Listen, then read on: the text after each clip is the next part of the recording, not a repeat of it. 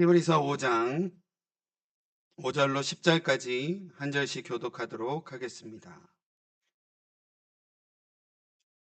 또한 이와 같이 그리스도께서 대제사장 되심도 스스로 영광을 취하심이 아니요 오직 말씀하신 이가 그에게 이르시되 너는 내 아들이니 내가 오늘 너를 낳았다 하셨고, 같이 다른 데서 말씀하시되 내가 영원히 멜기세덱의 반차를 따르는 제사장이라 하셨으니, 그는 육체에 계실 때에 자기를 죽음에서 능히 구원하실 이에게 심한 통곡과 눈물과 간구와 소원을 올렸고 그의 경건하심으로 말미암아 들으심을 얻었느니라.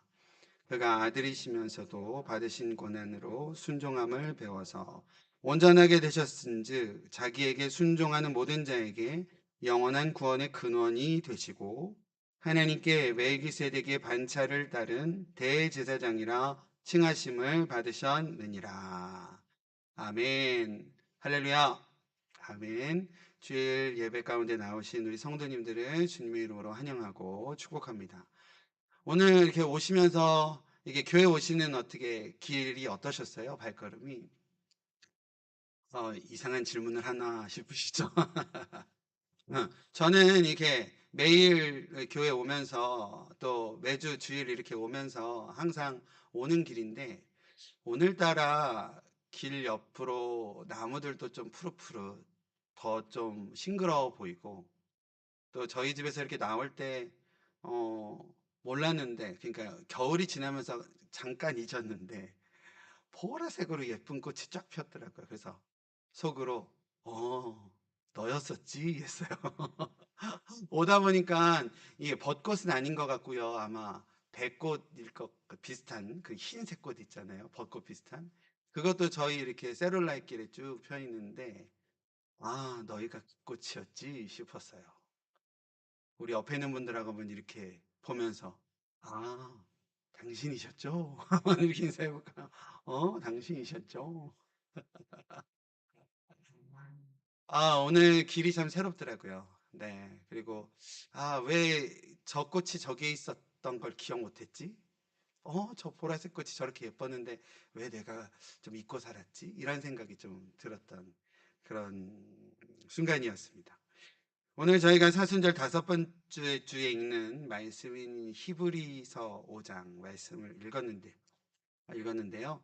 이 히브리서라는 성경은 사실 저자가 누구인지, 또 누가 이제 편지 형식이고, 또 이 교리문서의 형식인데, 누가 적었는지랑 또 누가 받는 이들인지, 독자들이 구체적인 독자들이 누구인지, 이런 것들에 대해서는 아직까지도 명확하게 밝혀져 있지 않은, 또 의견이 분분한 그런 성경이 이 히브리서입니다. 히브리서의 성경의 원래 이름은 히브리인들에게 보내는 서신이라는 그런 뜻의 이름을 가진 성경이 히브리서입니다. 자신이 누구인지도 밝히지 않은 이 저자는요, 이 히브리서 전체의 내용을 통해서 우리가 알 수 있는 것은 신앙이 나태해지기 시작하여서 그리스도 안에서 받은 그 구원, 그리고 그리스도께 받은 어떤 놀라운 은총과 은혜, 이것 등으로부터 이제 등을 돌릴 만한, 떠나갈 만한 그런 위태한 지경에 있는 이들과 교회를 고려하며 이 편지를 쓰고 있다라고 내용을 통해서 우리가 히브리서 전반의 내용을 통해서 알 수 있습니다.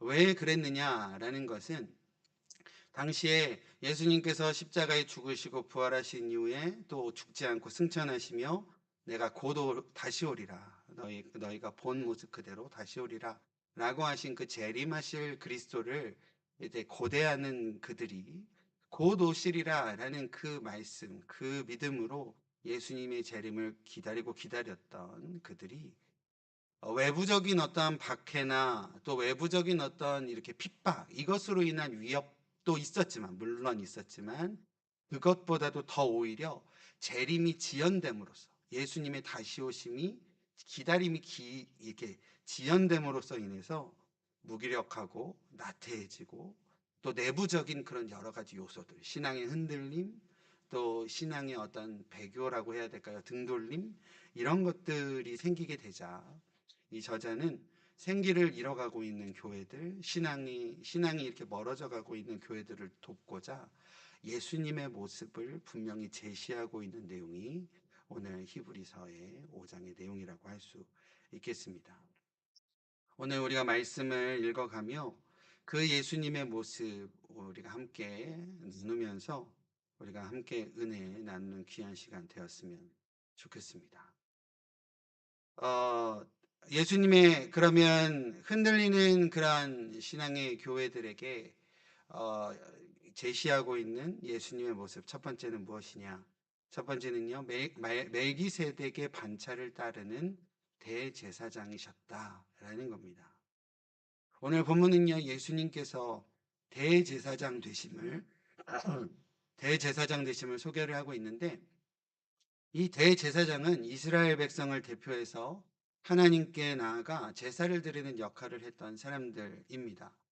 여호와 하나님의 전에 봉사를 하는 그런 세워진 제사장들은 아론의 자손과 또 그 레위 지파들이 그러한 성전 봉사의 일들을 감당하였던 것을 우리가 구약을 읽어가며 알 수 있는 내용입니다. 특별히 이 대제사장은요, 한 해에 한 번, 그 모든 백성들의 죄를 이제 가지고 대속죄일에 이 지성소로 나아가 성소로 나아가 성소를 정결케 하기 위하여 지성소에 들어가 하나님 앞에서 판결을 받는 하나님 앞에 판결을 받는 이 모든 백성들의 죄를 가지고 하나님 앞에 판결을 받는 역할을 감당하는 자가 바로 구약의 대제사장의 역할이었다라는 겁니다.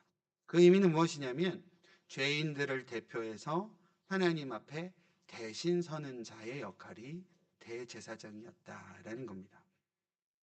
죄인들을 위하여 하나님께 희생의 제사를 드려서 대제사장 본인이 하나님 앞에 나아감을 통하여서 자신을 포함한 모든 백성들이 하나님과의 친밀한 화목회됨을 이루어가는 역할을 하는 자가 바로 대제사장이었다라는 겁니다. 오늘 본문 히브리서 5장 5절과 6절은요, 이렇게 기록을 하고 있습니다.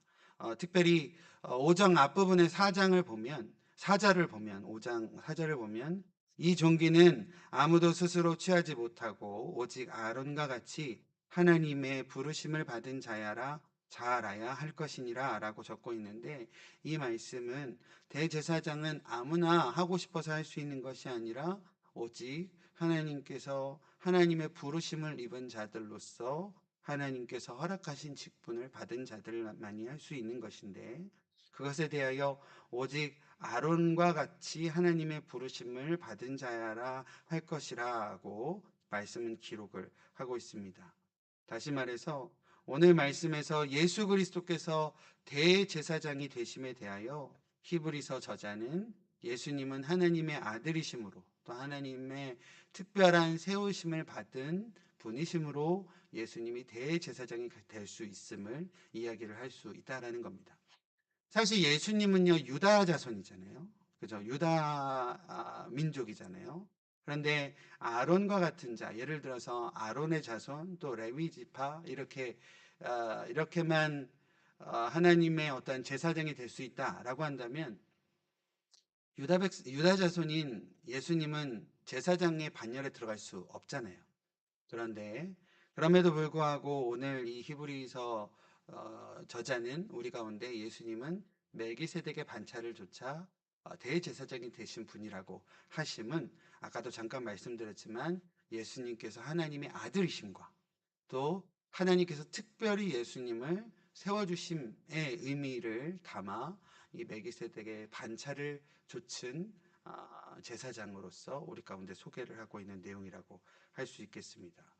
오늘 읽었던 내용인데요. 5절 후반절에 보면 시편 2편 7절 말씀을 인용하여서 말씀하신 내용입니다. 시편 2편 7절 말씀 제가 읽어드리면 내가 영을 전하노라 여호와께서 내게 이르시되 너는 내 아들이라 오늘날 내가 너를 낳았도다 라고 하는 이러한 다윗의 시에 쓰여져 있는 이 말씀을 인용하여서 이 말씀이 곧 또 우리가 얼마 전에 함께 말씀 나누었던 예수님의 세례 장면, 세례 요한을 통해서 예수님께서 세례 받으실 때의 장면에 하늘로부터 하나님의 음성이 들려와 이는 내 사랑하는 아들이다.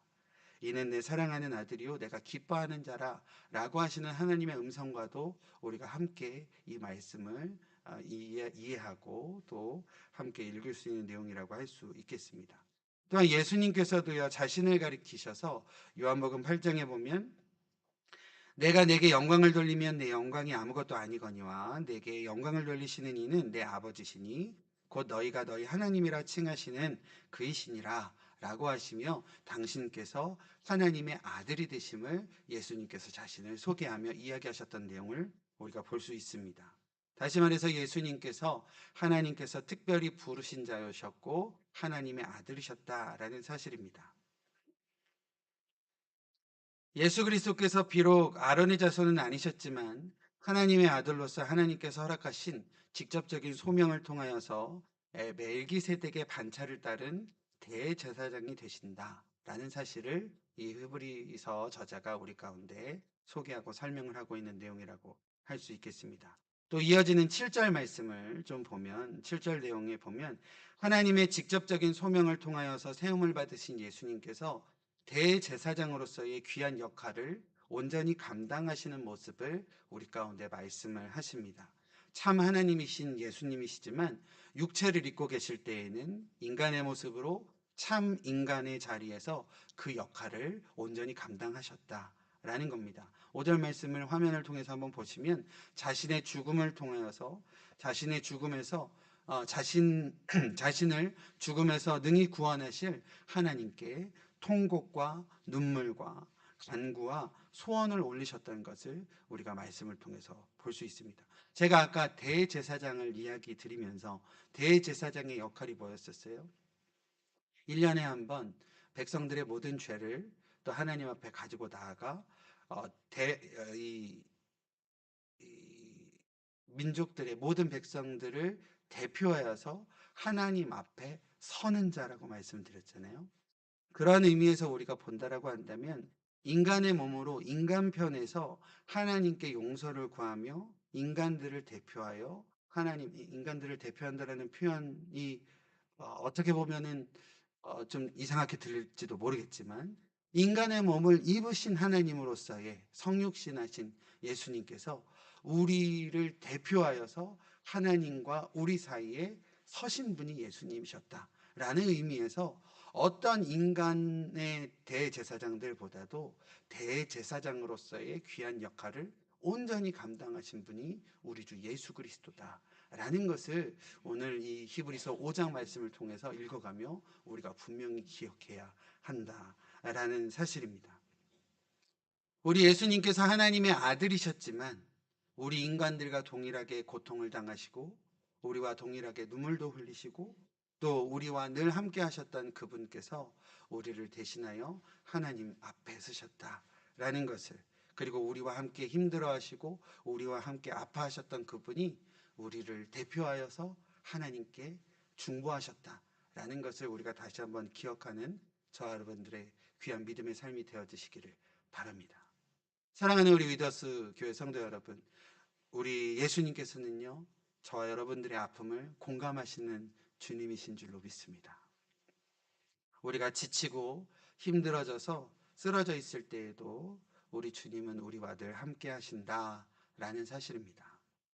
우리가 영적으로 많이 어려워져서 도저히 혼자의 힘으로 하나님 앞에 나아가기조차도 어려울 때 우리 예수님께서는 사랑으로 우리를 감싸주시고 성령으로 위로하여 주셔서 우리를 하나님을 예배하는 자리로 또 하나님께 아뢰는 자리로 또 하나님께 기도하는 자리로 우리를 이끄셔 가심을 우리가 다시 한번 기억하는 저 여러분들의 귀한 믿음의 삶이 되어졌으면 좋겠습니다.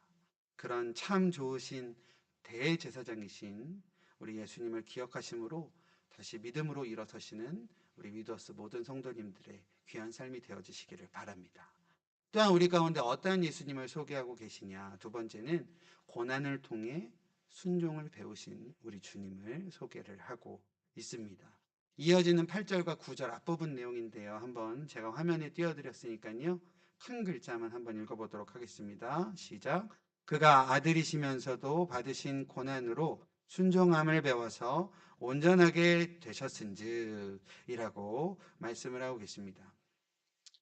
우리가요, 예수님을 이렇게 묵상하고 예수님을, 복음서에 나와 있는 예수님을 이렇게 기억해 보면 참 예수님 매력적이신 분 아니세요? 요즘 말로 좀 츤데레 같기도 하고요. 뭐 가늠하다 잡힌 여인한테요, 별 얘기 안 하셨어요. 그죠? 그냥 어, 에, 사람들이 돌로 쳐 죽이려고 할 때 너희들 중에 죄 없는 자가 먼저 돌로 쳐라 라고 하시고, 여인한테 눈길도 잘 안 주셨을 것 같아요. 땅에다 뭔가 이렇게 끄적끄적 하시다가 일어서신 다음에 다 어디 갔어? 이러는 거잖아요. 되게 좀 매력적이지 않으세요? 저는 예수님 묵상하면서 참 매력적인 분이시다라는 생각이 참 많이 듭니다. 예수님께서는요, 오늘 본문 말씀에도 보면 5절 내용 보면 스스로 영광을 취하시지도 않으셨고, 다시 말해서 남들에게 인정받거나 누군가에게 칭찬받는 자리에 있으려고 하신 분이 아니셨던 것을 우리가 볼 수 있습니다. 스스로 낮아지셔서 가장 낮고 소외된 사람들, 당시 죄인이라가 불리었고, 당시 가장 미천하게 취급되어졌던 어린아이들, 그리고 여인들, 또 병자들, 이런 사람들과 허물없이 지내며 친구가 되어주시고 함께 해주신 분, 그런 분이 바로 우리 예수님이셨다라는 겁니다. 단지요 영광의 자리에서만 내려오신 분이 예수님이 아니라 오히려 몸소 고난을 받으시고 그 고난으로 인하여 신뢰와 순종함을 배우셨다. 그리고 온전케 하셨다. 온전케 되셨다라고 오늘 본문 말씀에 기록을 하고 있다라는 겁니다. 그런데요, 고난을 통해서 신뢰와 순종을 배운다. 고난을 통해서 온전하게 된다. 어떻게 좀 이해가 되십니까? 세상적으로 이해가 되십니까? 음, 고난을 통해서 순종하게 된다. 또 온전하게 된다. 좀 매우 받는 입장에서, 고난을 받는 입장에서는 가혹한 말로 느껴질 때가 있습니다. 어, 제가 이제 2006년도에 목사 안수를 받았는데요. 전도사 처음 됐었을 때가 2001년이었습니다. 2002년. 2002년도에 정식 전도사가 됐고, 그 전에는 이제 교회에서는 전도사님, 전도사님, 신학생이니까 불렀었고요. 2002년도에 정식 전도사가 돼서 전도사 이제 훈련 받거든요. 그러면 이제 전도사 시추라고 받아요. 시추 받으면 목사님들이 전도사님들 인터뷰를 합니다. 요번에 이제 시추 올라왔으니까 전도사가 될지 안 될지 이제 승인을 해주는 인터뷰를 하는데, 어떤 목사님께서 저한테 인터뷰하신 내용이 아직도 기억이 납니다. 부교역자로서 제일 덕목이 뭔가라고 목사님께서, 어떤 인터뷰 목사님께서 물어보셨는데, 저는 그때 당시에 좀 이렇게 혈기가 왕성했어 갖고 양을 잘, 응?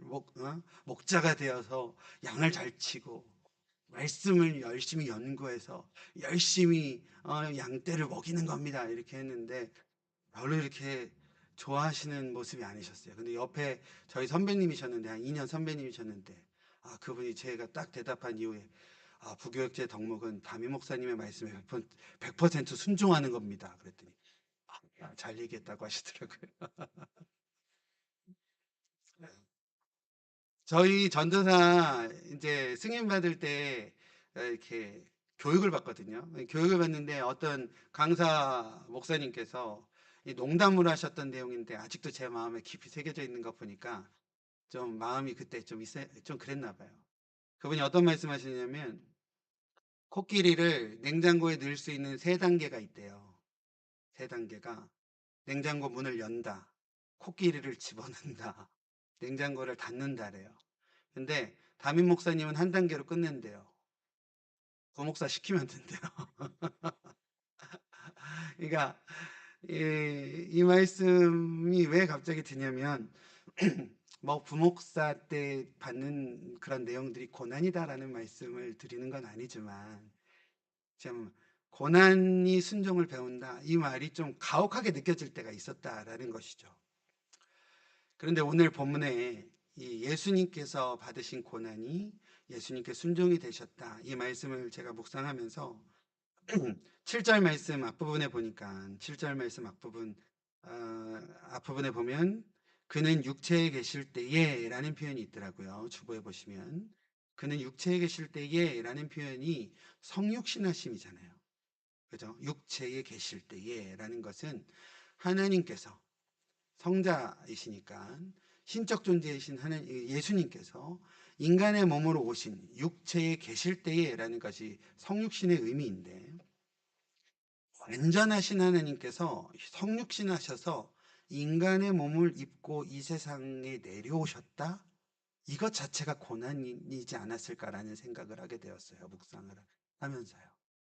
하나님이 무한하신 하나님이 유한한 인간의 몸으로 내려와서 인간 안으로 들어오셨고 그 인간의 삶을 온전히 사셨다? 이것 자체가 고난 아니겠습니까? 이게 뭐 딱 들어맞는 비유는 아니겠지만요. 제가 이제 거의 뭐 90kg 이상 나가는 이런 몸집의 사람이 제 둘째 딸의 옷을 입는다고 한번 상상을 해보십시오. 그러면 옷이 찢어지겠죠? 이거 고난은 아니겠네요. 이게 비유가 좀 잘못된 것 같아요. 아무튼 이 무한하신 하나님이 아주 유한한 우리의 몸, 우리의 삶으로 오셨다 자체가 사실 인간적으로 보면 고난이다라는 것이죠. 스스로 자신을 이렇게 제어할 수밖에 없음이지 않습니까? 우리 예수님께서 초라한 인간의 삶으로 내려오심 자체가 고난이었다라는 것이고요. 그 삶에서 보여주신 우리가 지금 사순절 때에 묵상하는 예수님의 고난도 우리가 고난임을 우리가 알 수 있는 내용입니다. 그런데요, 이러한 예수님께서 이 고난 가운데 계신 예수님께서 그러한 인간의 연약함도 아시고 인간의 어떤 삶의 고난도 아셨기 때문에 우리가 예수님의 일생을 보면 그 아무도 없는 우물가에 물을 뜨러 왔던 그 수가성의 여인, 이 여인의 그 아픔과 갈증도 예수님께서 가셔서 위로해 주실 수 있으시지 않았을까라는 생각을 해보는 겁니다. 예수님께서 그 하나님이신 그 주님이 인간의 몸으로 오셔서 친히 고난도 당하시고 인간의 아픔을 다 몸소 경험을 하셨기에 삭개오도 찾아가셔서 친구 되어줘 주신 분이 바로 우리 예수님이 아니셨을까? 고난 받으심으로 말미암아 고난 가운데 있는 수많은 우리와 같은 사람들의 마음과 아픔을 만져주시고 고쳐주실 수 있으셨던 것이 아닌가라는 생각을 해보게 됩니다. 예수님의 공생애를 통하여 보여주신 그한 가르침과 모습이요, 말로만 이래라 저래라 하는 것이 아니라 몸소 삶으로 우리 가운데 보여주신 예수님의 삶의 가르치심 아니셨습니까? 그리고 그러한 예수님의 모습이 지금까지도 오늘을 살아가고 있는 우리들에게도 우리 귀한 많은 영혼들에게도 큰 가르침과 감동으로 우리 가운데 역사하고 계신다라는 것을 우리가 기억하게 됩니다. 고난을 통하여 온전케 되신 예수님, 고난을 통하여 자신이 알고 있는 그 고난에 함께 참여함과 동참함을 통하여 그들의 아픔을 만져주시고 위로하여 주심으로 회복해 주시는 그것이 바로 온전케 됨이 아니겠습니까? 고난을 통하여 온전케 되어 주신 그 예수님을 우리가 삶으로 본받아 믿음 가운데에 그런 놀라운 하나님의 은혜를 우리가 경험하는 저와 여러분들이 되었으면 좋겠습니다. 우리의 삶에서도요, 신앙생활하면서 때로는 겪게 되는 수고와 또 고난과 희생과 아픔이 분명히 있을 수 있습니다. 그런데 예수님께서 그것을 통하여 완전하게 하셨던 것처럼, 온전케 하셨던 것처럼 우리도 성도로서의 고난, 성도로서의 아픔, 성도로서의 수고, 성도로서의 희생을 통하여 더 온전함으로 열매 맺어 갈 수 있다라는 사실을 저와 여러분들이 분명히 기억하는 오늘 이 시간 모두 되어지시기를 주님의 이름으로 축원드립니다. 마지막으로요, 이 히브리서 저자가 어떠한 예수님에 대해서 우리에게 말씀을 하고 있냐면 세 번째는요. 구원의 근원이 되신 주님, 영원한 구원의 근원이 되신 주님에 대해서 말씀을 하고 계십니다. 9절 10절 말씀인데 9절 말씀만 한번 같이 읽어보겠습니다. 같이 읽죠. 온전하게 되셨은즉 자기에게 순종하는 모든 자에게 영원한 구원의 근원이 되시고 라고 하고 있습니다. 우리 주님께서는요, 그분을 믿는, 그리고 그분을 믿고 그분께 순종하는 모든 자에게 영원한 구원의 근원이 되심을 분명히 믿으시는 저 여러분들 되었으면 좋겠습니다. 영원한 구원의 유일한 근원이 되신다라는 겁니다. 영어 성경으로는요, 이 구원의 근원이라는 표현이 구원의 창시자, 구원의 시작, 이런 의미를 가지고 있는 단어로 쓰여져 있는 것을 우리가 볼 수 있습니다. 오늘 말씀을 나누면서 거듭 말씀드리지만 멜기세덱의 반차를 따라 대제사장이 되신 우리 예수님께서는요, 대제사장으로서 모든 인류의 편에 서서 아버지께 통곡과 눈물로 간구하신 그 기도함으로 성 무너진 데를 막아서신 참된 중보자가 되어주신 우리 예수님이심을 우리가 반드시 기억하는 저와 여러분들 되었으면 좋겠습니다. 또한 스스로 고난당하시고 십자가에 죽기까지 하심으로 죄로 인해 죽을 수밖에 없었던 우리들을 영원한 구원으로 인도하여 주시는 그 영원한 구원의 시작점이 되어주신 분이 우리 예수님이시다라는 것을 우리가 분명히 기억할 때, 이러한 그 예수님을 기억할 때에 어떠한 흔들림과 어떠한 좌절과 어떠한 시험과 어떠한 유혹이 있을지라도 우리의 믿음이 굳건히 세워져 그 흔들림 가운데 더욱더 깊이 신앙의 뿌리가 내려져 갈 수 있게 될 것이라 분명히 믿습니다. 우리가요, 분명히 구원받은 자로서 천국이 우리의 것임을 믿습니다. 그러나 우리의 삶의 한 걸음 한 걸음이, 우리의 삶의 모습이 때로는 물론 흔들릴 수 있다라는 겁니다. 몰아치는 듯한 어떠한 상황과 또 갑자기 닥쳐오는 이런 형편들이요, 우리를 마구 흔들 때가 있다라는 것이죠. 그러나 영원한 구원은 우리 예수님께로부터 시작되었다라는 것. 예수님께로부터 시작된 그 구원만이 나를 완전케 한다라는 것을 우리가 반드시 기억하여 예수로부터 시작된 구원을 우리의 삶에서 온전히 이루어 갈 때에 하나님의 나라가 우리의 삶을 통하여 이 땅 가운데 온전히 이루어지게 될 줄로 믿습니다. 우리 성도의 삶이요, 우리의 삶에서 천국을 이루는 삶이 되어져야 될 줄로 믿습니다.